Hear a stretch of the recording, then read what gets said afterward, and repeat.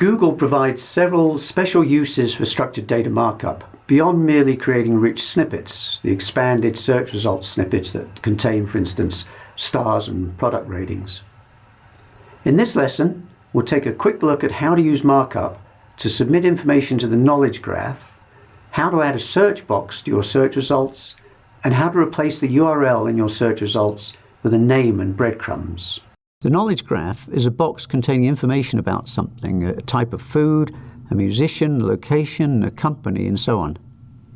Well, Google provides a way to submit data to it via structured data markup about you or your company.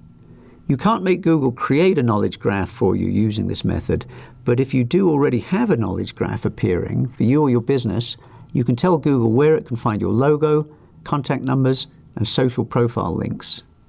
Creating a knowledge graph box in the first place is a subject that I may post a lesson on sometime in the future. It's not a simple thing. As I explained in an earlier lesson, Google prefers that you use the JSON LD markup for the knowledge graph data, so you essentially place this code within script tags somewhere in your HTML. This example tells Google where to find your company logo. You can also submit a variety of different phone numbers, customer service, tech support, sales, reservations, and so on. Google currently accepts a dozen or so different types of numbers, which are formatted like this.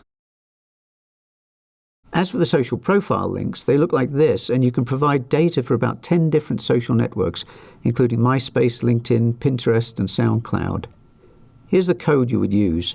You can put multiple social networks into a single script. So, that's the knowledge graph. Now, what about putting a search box into your Google search results?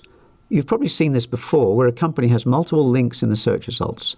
These links are called site links, and you have a little control over them through the Google Webmaster account, which you'll learn about later in this course.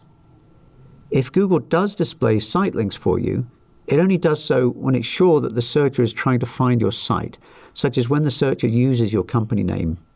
And how do you get Google to add that search box above the site links? Well, you do it using this process. First, set up the Google Custom Search Service, which you can find at this URL.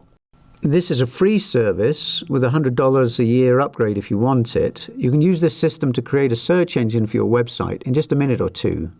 Google will then provide you with a script to embed the search engine into a page on your site. You'll then enter this piece of markup into your home page, essentially turning on the search box above your site links.